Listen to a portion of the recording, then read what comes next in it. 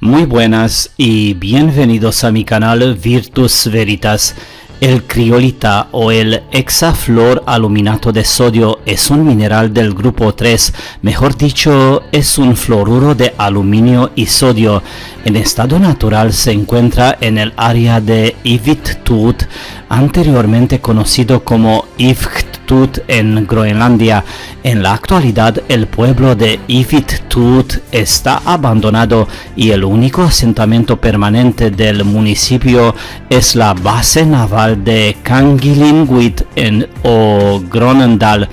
El municipio solo existe en el papel y puede que sea absorbido por Narsaq en el futuro. Kangerlussuaq o Groenendahl, la sede naval danesa en Groenlandia, se estableció en origen para proteger la importante mina de criolita de Ivittut, un pueblo minero fundado en 1854, después de que en 1806 se encontró el mineral de criolita en el área. El criolita fue descrito por primera vez en 1799 por el veterinario danés Peder Christian Abildgaard, 1740-1801. El mineral fue obtenido a partir de un yacimiento en Ivittut, muy cerca del fiordo Arsuk en el suroeste de Groenlandia. El nombre criolita deriva de las palabras griegas krios, que significa hielo, y litos, que significa piedra. Su importancia proviene de su facilidad de disolver el óxido de aluminio. Por esta razón se emplea fundida como fundente de la alumina en la obtención de aluminio metálico por electrólisis. Te vas a preguntar ahora mismo, ¿qué tiene que ver todo esto con las mentiras sobre la Segunda Guerra Mundial y en especial con Estados Unidos? Quédate muy cerca y te vas a sorprender. Ivittut tenía la mayor reserva mundial de criolita natural, un mineral que se utilizaba en la fabricación de aviones de combate. Los inuits, el pueblo de Groenlandia, a quienes les gustaba acampar en esta zona durante los veranos, sabían desde hace mucho tiempo acerca de este yacimiento de criolita y lo agregarían a su tabaco. De acuerdo con la historia de la industria criolítica, que más o menos tiene fecha 1847-1990, la mina alcanzó su nivel máximo de producción en 1942, cuando se enviaron 86,000 toneladas de criolita en los Estados Unidos y Canadá para la producción de aluminio. Por otra parte, en 1985, justo antes del cierre de la mina, el envío se disparó a 110,000 toneladas. Bueno, Dinamarca operaba la mina desde 1854. La ocupación de Dinamarca por Alemania durante la Segunda Guerra Mundial se extendió desde el 9 de abril de 1940 hasta el 5 de mayo de 1945 y comenzó con la invasión de Dinamarca por el Tercer Reich en la operación de Weserübung. Oficialmente, Estados Unidos ingresó en la Segunda Guerra Mundial, no te lo pierdas, en el 8 de diciembre de 1941, a raíz del ataque del Imperio japonés a la flota norteamericana del Pacífico basada en Pearl Harbor. Entonces, la pregunta de $1.000.000 es que, ¿qué hacía el ejército de Estados Unidos en Groenlandia colocando grandes armas en puntos estratégicos listos para disparar a los submarinos alemanes? Y todo esto pocos meses después de abril de 1940. El primer arma fue colocada por Estados Unidos en septiembre de 1940, mucho antes de que los Estados Unidos participaran oficialmente en la Segunda Guerra Mundial. La Marina de los Estados Unidos también construyó una base naval a 5 kilómetros de distancia en Kankilinguit, anteriormente llamada Gronedal, y la Guardia Costera de los Estados Unidos construyó una base al otro lado del fiordo de Ivitut con cientos de soldados.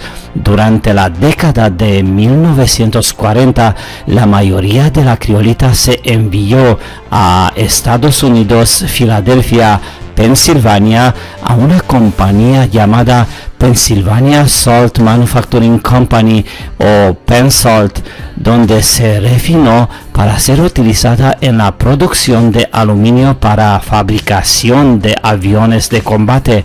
Los mineros eran una mezcla de extranjeros, incluidos daneses, canadienses y estadounidenses, mientras que los groenlandeses indígenas trabajaban en la cocina.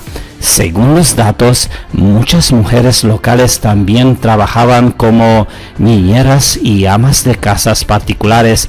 Para cuando el sitio cerró oficialmente alrededor de 1987, más groenlandeses estaban trabajando en la mina. Bueno, ahora los alemanes han ocupado Dinamarca en abril de 1940. Groenlandia pertenecía a Dinamarca, que tenía supuestamente el control de la mina bajo la compañía minera danesa de criolita, que controlaba las operaciones en Ivitut, llamada Kriolitsen Kabet Oresund. Se dice que si los alemanes se hicieron con este recurso crítico, habría sido perjudicial para los aliados. Bueno, sin ella, las fuerzas aliadas no podrían ganar la batalla de Gran Bretaña y bombardear Alemania. Pero en 1940, Estados Unidos no estaba en guerra con nadie. Se afirma que Estados Unidos protegió la mina todo el tiempo para que los aliados pudieran extraer la criolita para su uso en la fabricación de aviones de combate.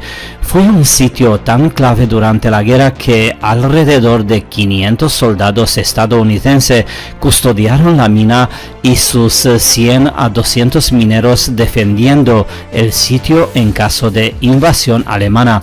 Bueno, aquí es un poco problemático. Me pregunto, ¿qué aliados extrajeron criolita en la mina en 1940 si Estados Unidos entró en la guerra en el 8 de diciembre de 1941? Otra cosa es que la supuesta protección de Estados Unidos para Groenlandia es de risa. Nunca ha habido evidencia, ni pruebas, ni intento de que Alemania han tenido planes de invadir Groenlandia con la intención de explotación del mineral de criolita. Los alemanes conocían muy bien los depósitos de criolita, ya que las primeras muestras de criolita enviadas a Copenhague fue por un alemán llamado Carl Ludwig Giesecke, un empleado del Departamento del Comercio Real de Groenlandia, propiedad de Dinamarca, por supuesto. Tenemos que ser honestos aquí. Dinamarca ha sido invadida porque los alemanes querían llegar a Noruega antes de que Gran Bretaña invadiera la neutral Noruega, como han hecho con Islandia en mayo de 1940, que también estaba bajo el protectorado de Dinamarca, y todo esto antes de que Noruega fue invadida por completo de Alemania. Otro asunto muy controvertido es el siguiente. Gran Bretaña comenzó a aumentar la producción de bombarderos Lancaster de largo alcance en 1937. La guerra empezó en el otoño de 1939. ¿A quién iban a bombardear con estos bombarderos Lancaster de largo alcance? Ciertamente no a Holanda, Bélgica o Francia. El bombardeo de Churchill sobre las ciudades de Alemania comenzó el día después de que asumió el cargo. No hubo batalla de Gran Bretaña hasta que las súplicas de Alemania de no bombardear ciudades y civiles fueron ignoradas durante 3 semanas seguidas, durante las cuales hubo ataques de bombardeo británico prácticamente nocturno con bombarderos Lancaster de largo alcance, llamado bombardeo moral. Y luego bajo el mando del teniente general Arthur Harris, que fue puesto al frente del mando de bombardeo y conocido a la postre como Bomberman Harris o Carnicero Harris. Este oficial era partidario de que si se acosaba a la población civil, esta se alzaría contra sus líderes. Los civiles así se esperaba que se volverían contra sus líderes si se les bombardeaba y se les sacaba de sus casas y no tenían medios para sobrevivir.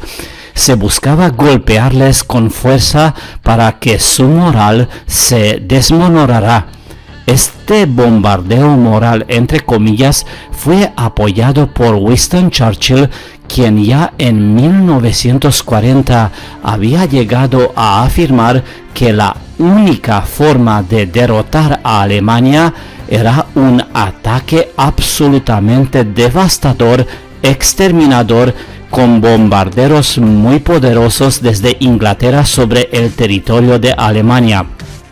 Bueno, estas afirmaciones no están lejos de otras que en 1919, en un artículo publicado en el periódico The Times, el mismo Winston Churchill decía: si Alemania volviese a comerciar nuevamente en los próximos 50 años, hemos llevado a cabo esta guerra en vano. Hablando sobre la Primera Guerra Mundial, en una radiodifusión de 1936 decía: forzaremos esta guerra sobre el líder alemán, la quiera él o no.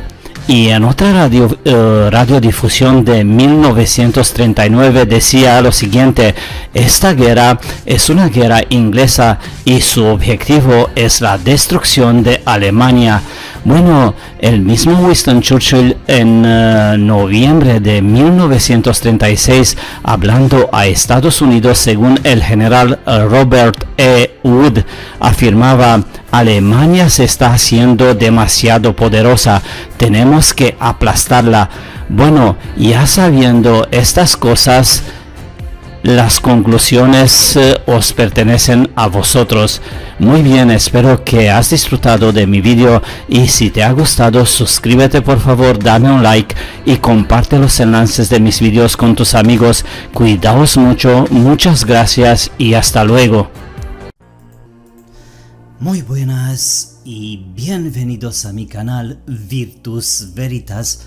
Los enormes anillos de hormigón que estás viendo fueron construidos por el ejército alemán durante la Segunda Guerra Mundial en la costa del Mar de Barents. Durante décadas, el ejército soviético limitó el acceso a ellos después de que se terminó la guerra. Parece que estos anillos servían como plataformas de lanzamiento para las campanas o Die Glocke, objetos voladores o los Wunderwaffe, que usaban dispositivos antigravedad y supuestamente fueron construidos por los alemanes en la década de 1940. Bueno, como bien sabes, el secretario de Estado de Estados Unidos, John Kerry, durante el apogeo de las elecciones presidenciales de Estados Unidos, se convirtió en el funcionario estadounidense de más alto rango que jamás haya visitado la Antártida. El patriarca ortodoxo ruso de Moscú, Kirill III, también de repente visitó Antártica en 2017, cuando Kirill III regresó, advirtió al presidente Putin y al resto del mundo que el apocalipsis está sobre ellos. También está la historia con tinte de un cuento de H.P. Lovecraft sobre Buzz Aldrin, el astronauta lunar entre comillas del Apolo 11, otro amante de los pingüinos que supuestamente visitó Antártida y tuiteó lo siguiente: todos estamos en peligro, es el mal en sí mismo. Luego Aldrin, como buen actor que es, fue evacuado de la Antártida y puesto en cuarentena. En 1950, en Viena, Austria, apareció un grupo llamado Grupo Landing o Círculo Landing, que comenzaron a contar historias sobre la instalación alemana en el Ártico conocida como la Isla Azul. En la revista Neues Europa o Nueva Europa, en su número de Año Nuevo de 1951, apareció una noticia muy extraña que hacía referencia a un extraño imperio de los polarianos. Según la misma revista, los pilotos canadienses ya habían visto una isla misteriosa rodeada de altos icebergs durante los vuelos de patrulla en el Ártico, que se dice que siempre estuvo cubierta con un éter azul denso que era opaco y también impenetrable a los rayos del radar cuando se acercaba el avión. Desde entonces, la extraña isla en el Alto Ártico ha sido llamada Isla Azul por los pilotos canadienses y se supone que es un lugar mal legible en nuestra copia el mar polar. Algunas veces recibimos este tipo de noticia con una gran dosis de escepticismo crítico necesario. Bueno, suena demasiado fantástico y sensacionalista, pero como ocurre en estos tipos de informes, parece que no sale humo sin fuego. Tenemos muchas informaciones de que el norte es el centro del mundo, con la preposición de que el destino del mundo se dirige desde el extremo norte. Se afirma que el Ártico fue el escenario de la primera edad dorada, entre comillas, así como que la segunda edad plateada, entre comillas, comenzó en la isla gigante, entre comillas, de Atlántida, después de un cambio en el clima del planeta, posiblemente causado por grandes catástrofes o cataclismos. El secreto del norte sería el secreto seguido por el oeste. El lenguaje ha conservado esos recuerdos durante mucho tiempo, incluso en la cultura latina. El mar más al norte, en el que se encontraba la tierra de Thule, se llamaba Mare Cronium, en honor a Cronos, el dios de la Edad de Oro. ¿Quién no recuerda la tierra de los míticos hiperbóreos en el extremo norte, no? Pero los polarianos estaban en posesión de otro precioso secreto oculto, a saber, el oráculo del poder astral.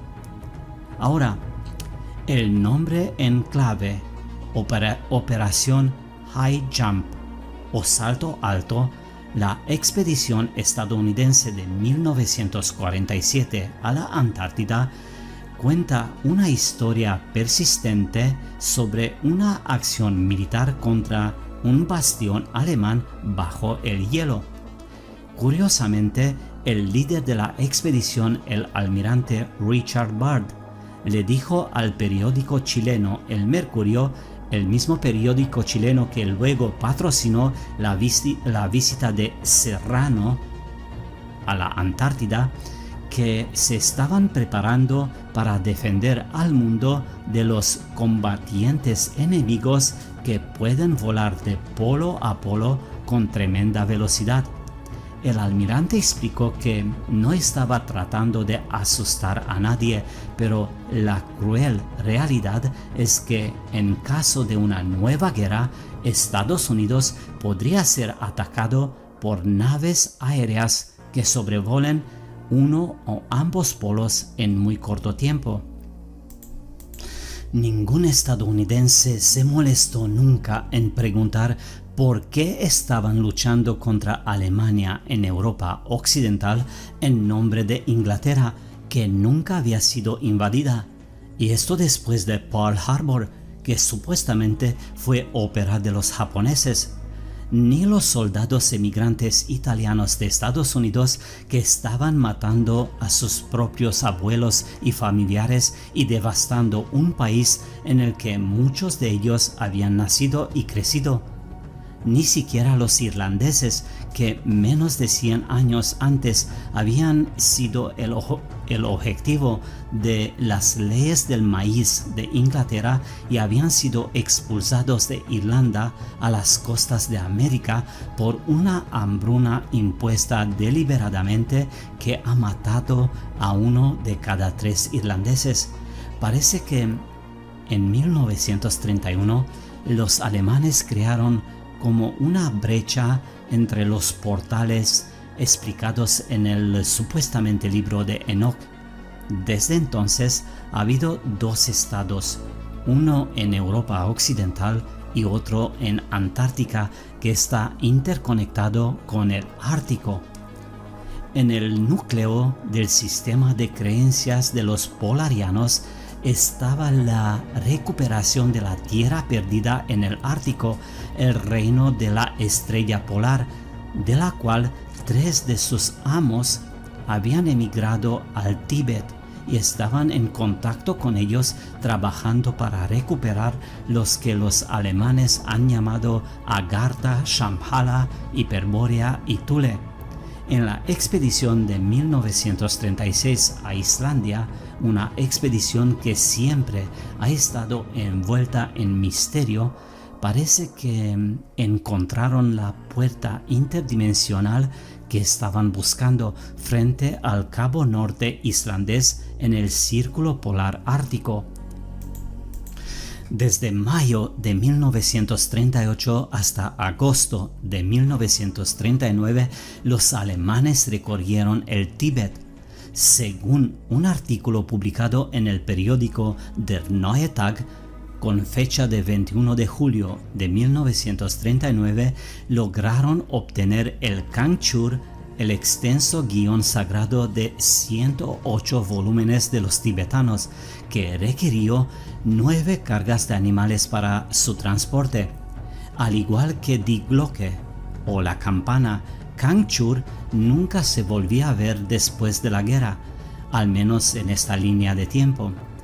Hay una palabra india, Titakāra, que originalmente significaba descubridor de un vado. Representaba a una persona que había encontrado un pasaje allí donde otros habían buscado en vano un camino para cruzar al otro lado. De alguna manera, esa Titakāra está mostrando el vado para pasar de un lado del río al otro lado. Esto es lo que esto significa. Supo guiar a través de la densa oscuridad que se extiende ante los hombres y los separa de lo que solo pueden conocer después de su muerte. Antigua creencia. Bueno, si te ha gustado el video y ha captado tu atención, dame un like y suscribe al canal. También puedes convertirte en un patrocinador apoyando mi trabajo en Patreon visionando otros videos. Tienes el enlace en la descripción del video. Un abrazo, mucha salud y cuídate mucho. Hasta pronto.